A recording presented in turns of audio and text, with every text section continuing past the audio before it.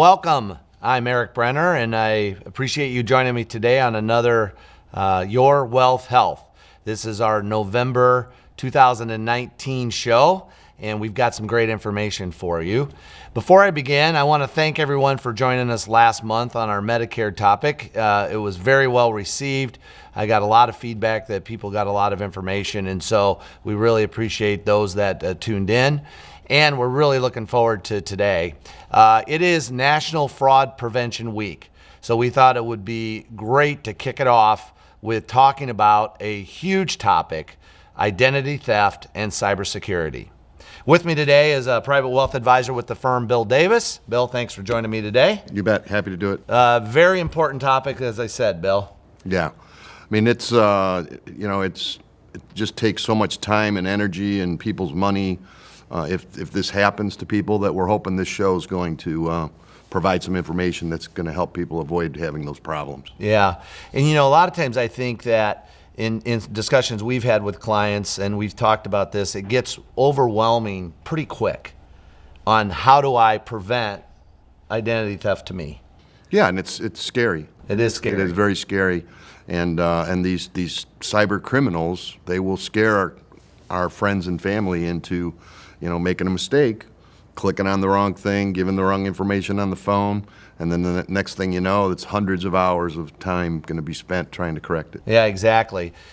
If you take a look at the screen, we put up some statistics just to give you a sense on how big this really has gotten, that identity theft is now the fastest growing crime in America.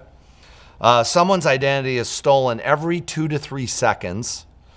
And in 2018, you'll see that consumers have lost more than $1.48 billion in the United States.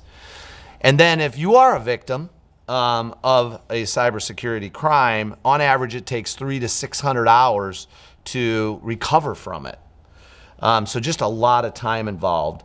I heard a recent statistic that said that the profits now from identity theft have exceeded the illegal drug trafficking. Wow. So it's just absolutely amazing. Yeah. And one of the things that as I was researching and preparing for the show and looking back, I thought it was kind of had some foresight when I found this quote from one of our past Homeland Security experts. And so you'll see this on the screen, but this comes from Michael Chertoff, who served as our Homeland Security Secretary from 2005 to 2009. And he stated, "I'm going to submit to you that in the 21st century, the most important asset that we have to protect as individuals and as part of our nation is the control of our identity, who we are, how we identify ourselves, whether our people are permitted to masquerade and pretend to be us, and thereby damage our livelihood, damage our assets, damage our reputation, damage our standing in our community." Boy, if Homeland Security thinks it's a top priority, we better take it serious. Absolutely, and even several years ago. Yep. So here we are. So let's talk about some of the top cybersecurity crimes. Couldn't talk about them all in the show. We certainly don't have enough time. But let's start off with what we're showing on the screen, Bill, and talk about some of these. Sure. So so the first one that we want to talk about is the email account takeover. This has actually happened to me with where I thought I was getting an email from a client, and it turned out not to be them. So verification of who you're communicating with is important, but the cybercrime specialist will make it look like you're sending an email to important people and trying to get them to potentially tap into some of your resources, money, bank accounts, investment accounts, things like trust accounts, and it looks just like your email, but it might be slightly off one letter or another. And so malware also is where they actually take over your computer. So they have ways to get into your computer, mostly through what'll be the next item, phishing, but you inadvertently click on something within an email that you've received. Make sure that you don't do that, and if there's any question at all, don't click on it, because once the malware takes over your computer, now it can start to pretend that it's you, send out emails in your name, and could even wipe out all of the things that you currently have on your hard drive. And a lot of these things happen so fast. Oh, I mean, it's just a matter of a second that you've clicked on that malware link, and it's going to take over your computer. Yeah. The last one that I'll talk about here is phishing, and that's where you can just update your spyware software on your computer and your malware software on your computer. Keep that up to date, and then I don't know. Many people don't realize that when you're looking at your toolbar and you're looking at a website that may say the HTTP, well, if it doesn't have an S after the HTTP, then it won't be a secure website. So people should watch out for that as part of the phishing scam. Yeah, that's just good overall information. The next one on the screen there is credential replay, and it's really just a fancy word for saying stealing your password. So I'm sure most people are guilty of having the same password in multiple different sites. Which is really something you want to try to avoid and not do, because if they get one password in, then they can oftentimes get into many sites very quickly. One of the things that we recommend that's an easy fix is some sort of password keeper. I know, Bill, we use that in the firm. And you can just go to your Google search or your browser and type in password keeper, and a bunch of them come up. A lot of them are free services. And this is where you actually can store all of your passwords, so you have one password into the keeper. But one of the things with the keeper that it has is it's got the third-party authentication code that will send you a code to your phone, so that it really helps kind of with the overall passwords. And then we have a couple others here. Social engineering, call forwarding. This is kind of a newer one, but where the criminals now are able to convince phone companies and others to forward your calls. So someone may be calling you and they're thinking they're talking to you, and they're really talking to the criminal. And now they give them information, bank information, and so forth. And before you know it, there's money that comes out of your account. So that's a big one. Spoofing is, that looks that email, again, similar to what you were talking about. Really, they're trying to spoof you, right? It looks very realistic. There's maybe some wording off, but you gotta just be really cautious on that overall. The other thing that we wanted to talk about quickly was credit card fraud. That's really a big one. Yes, right? It is. Yep. And so one of the easy things you can do for credit card fraud, and really for banking in general, is most credit card companies, in fact, if not all of them now, have the ability to be able to turn on when there's a charge on your account, that it will notify you on your phone. And so that way, if you see a suspicious transaction or something, you can get on it. Because I think one of the things we really wanted to stress was that you got to get on this typically quick. Well, I'd like my people to check with their financial institutions to see what kind of protections they have built in. Are there notices that they can receive if there is suspicious transactions? And so what is the communication process that the financial institution has if there is some potential fraud taking place? Yeah, and I think most of those have that now. Yeah. And if not, they certainly are probably going to look into that. So that's one of the things to take a look at as well. So there's a lot there. Boy, there sure is. Yeah, a lot there. So when we return to Your Wealth Health, I'm going to have Robert Siciliano on, and he is an expert in this topic. So I'm really looking forward to hearing about what Robert's got to say and teach you some more. We'll be back. Hello, my name is Don Griffey. I'm president of Haley Campbell Incorporated. We specialize in the Medicare market. Due to the various Medicare options available for 2020, it'll be very important that you consult not only with a knowledgeable advisor, but also someone that's there to help you find your specific plan to cover your specific needs. So whether you're new to Medicare or you need help determining your options during the annual and lecture period, feel free to give us a call. At Haley Campbell, we bring calm to the chaos. Contact our offices at 574-293-1265 or visit us on the web at exchangeconsultants.net. Welcome back to Your Wealth Health. I'm very excited to have our next guest, Robert Siciliano. He's a personal security and identity theft expert. He's been consulting, writing, and speaking about security for 30 plus years. Robert is a certified identity theft risk management specialist, and he's authored 5 books, one of which is a bestseller on Amazon.com. He has worked with such companies as ExxonMobil, Intel, MasterCard, MIT, and UPS, just to name a few, and he's appeared on hundreds of media outlets throughout the country, such as The Today Show, CBS Early Show, CNN, CNBC, Fox News, and many, many more. Robert, thank you for joining me today. Thank you so much. I appreciate the opportunity. Sure. So let's start off with, you travel the world speaking about cybersecurity and educating people on that topic, how to go about protecting themselves. What are you talking about these days? What are the biggest threats out there?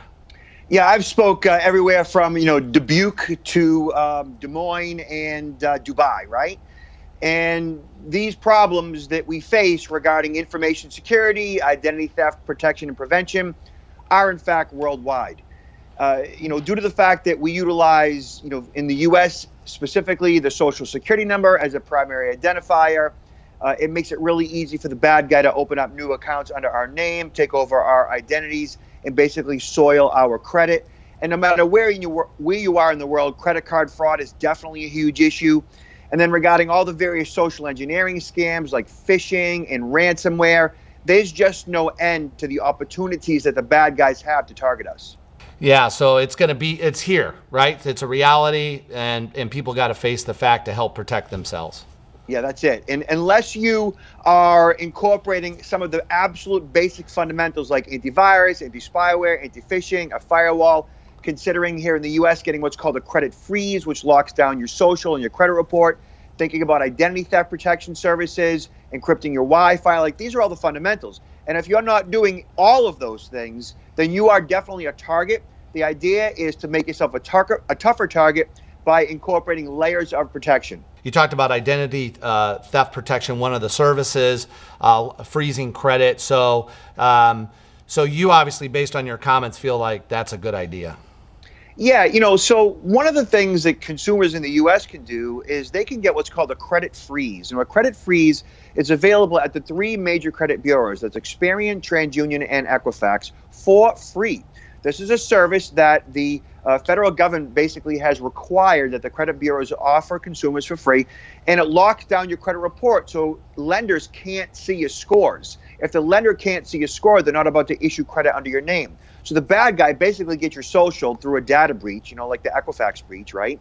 2/3 of the American adult population were affected by that one. And once they get your social, they just apply for credit under your name the same way that you would. But if you have a credit freeze, it locks down or freezes your credit so the lender can't see your score. Simply go online, search the term security freeze or credit freeze, and then the name of each of the credit bureaus, Experian, TransUnion, Equifax. And on the first page of search, you'll find the page for each of the bureaus to freeze your credit.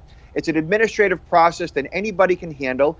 Basically, you fill in some basic information. They will respond with your username and your password, basically your credentials. So in the future, when you want to unfreeze your credit, you have all that necessary information in front of you to temporarily unfreeze when you want to go out and get yourself a loan.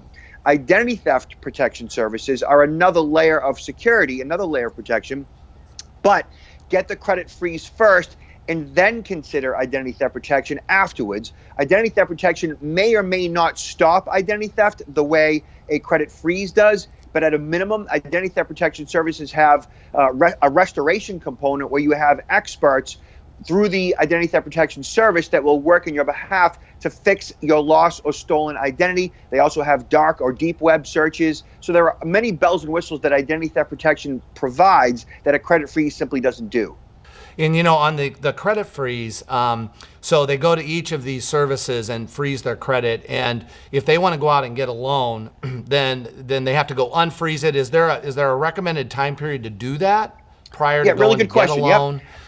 Yeah, so the way it works is, let's just say I'm going to go to the automobile dealership tomorrow, right? And I call up the automobile dealership today and I say, hey, which credit bureaus do you check? Oh, we only check Experian. Great. Then I will temporarily unfreeze my credit at Experian today. and have it refreeze in a couple of days from now. So you have a dashboard that you have available to you at each of the credit bureau sites, where you can choose a particular date to unfreeze and then another date to refreeze. And generally it unfreezes within 15 minutes, but it might take until midnight of that day and then work after midnight. So usually I'll do it the day before and refreeze within, 3 to 5 days after. Okay. Yeah, that's great information. So is there a particular group of people that you think are at more risk for identity theft? So there's no question about it that, seniors, right? And when I say seniors, usually it's like 65 plus, that they're just from a somewhat of a different generation that is not as savvy in regards to all of the various scams that occur, whether it's via email or over the phone, that they just tend to respect and trust authoritative figures that much more. And so when the phone rings or an email comes in that looks like it's coming from your bank or AOL or PayPal, or it sounds like it's coming from the Social Security Administration or the IRS, they're just generally a little more susceptible to these frauds due to the fact that, they have never seen or experienced this level of intensity regarding the level of communication and the intensity of the caller or the person who's emailing, making it feel as though their blood pressure's going up, and if they don't act or react right now, they're going to be fined or arrested, or it's going to cause an additional harm. So bad guys know this, and they trigger us emotionally, and so they go after senior citizens quite a bit. And then really anybody with a pulse, anybody with the Social Security number ultimately is vulnerable to all these scams. And it's really all about, putting various systems in place, like we talked about, identity theft protection and credit freezes and all the various security software, and upping your scam intelligence, having this stuff on your radar. So if and when the phone rings or an email comes in, you're that much more, aware of it so that you can do something about it opposed to falling victim to it. Yeah. Yeah, that's some great advice. And I look at it like 15 years ago, maybe the seniors were more at risk for someone knocking on the door and wanting to kind of repave the driveway.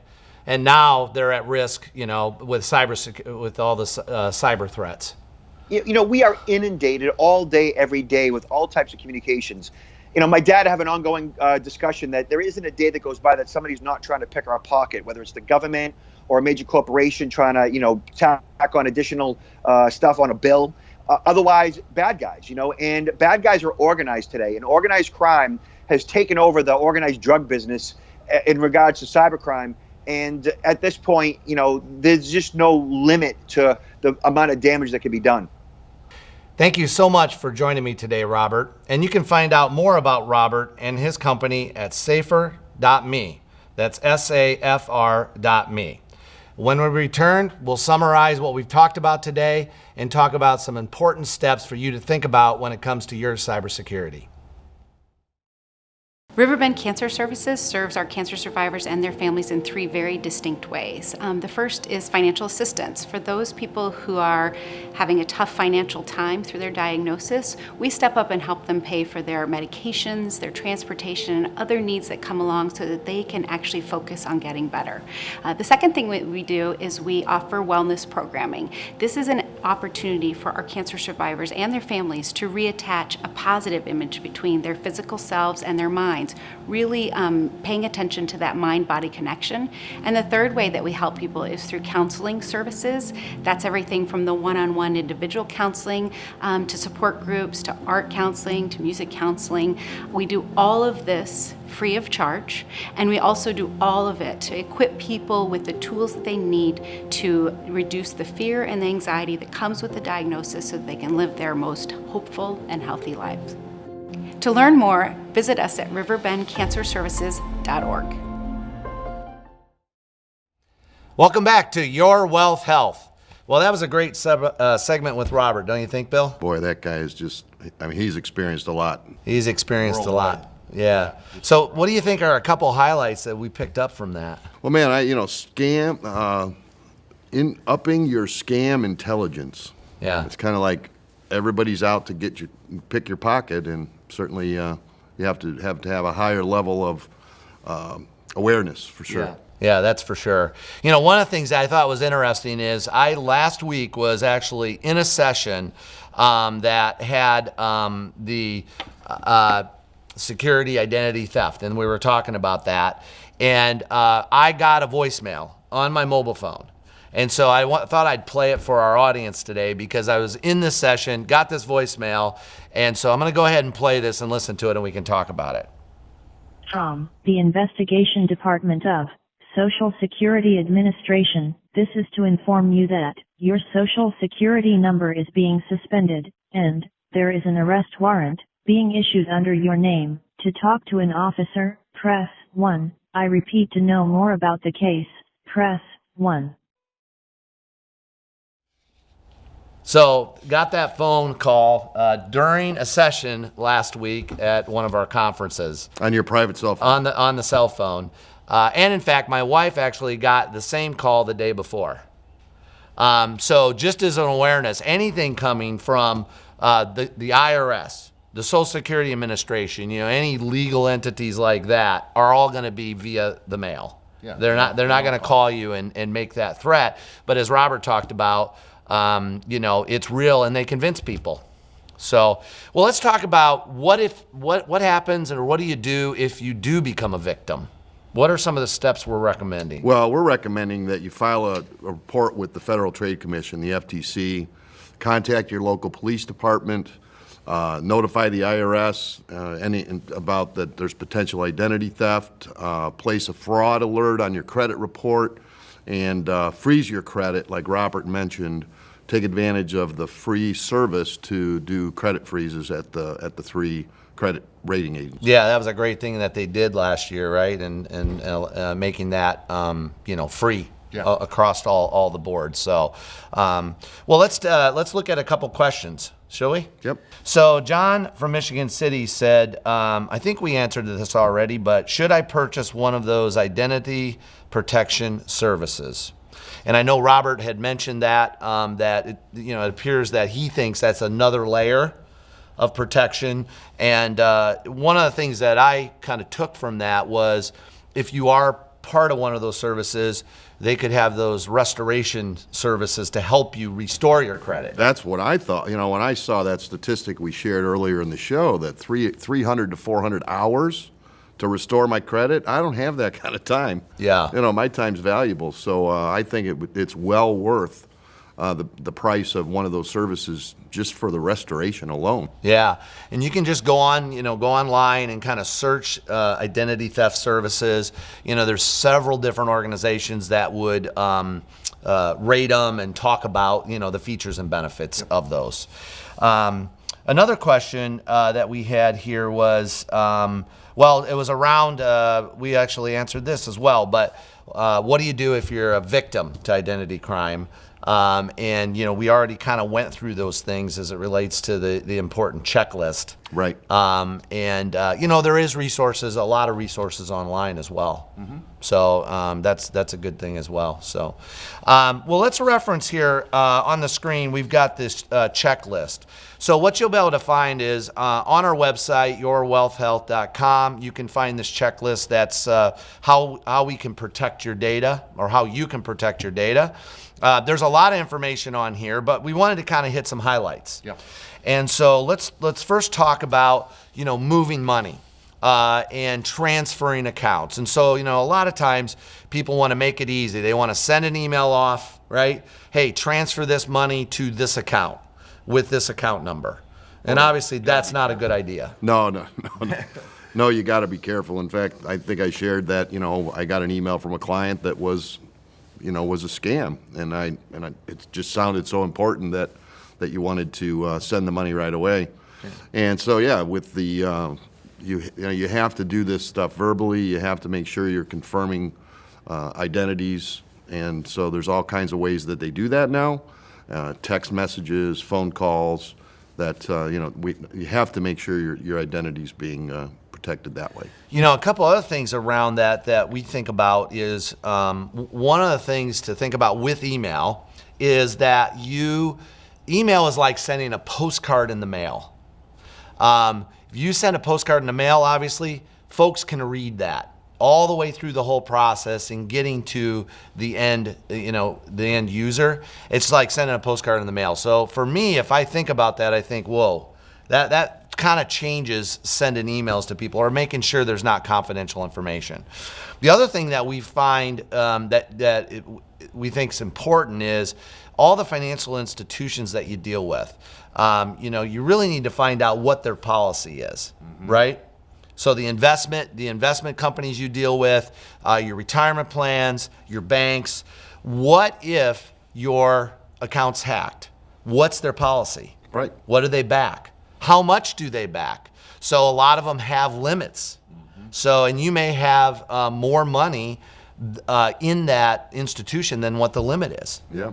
So you got to really find that out. A lot of it's on their public websites, but I think that would be a good. Well, your FDIC insurance, your SIPC insurance for your investment firms, and many of them have no money out of pocket guarantee. Yeah. Many of the custodians, money custodians, and so ask the question. Yeah. I think it's worth asking the question. What are your policies in this area? Yep. So the checklist, also maintaining strong passwords. We talked about that. That's really, really important. And I would highly encourage you to look into password keepers. Once you get used to using them, they're very easy to use, and they seem to be pretty effective. Making sure you have updated technology, that's really important. And then you really want to use caution on websites, sites that you don't know, as Bill mentioned before, as there's links you don't recognize. Make sure you're not clicking on those links, or highlight the link just to see what it is, because it could lead you somewhere down a path that wouldn't be good. That's right. So it's very, very important.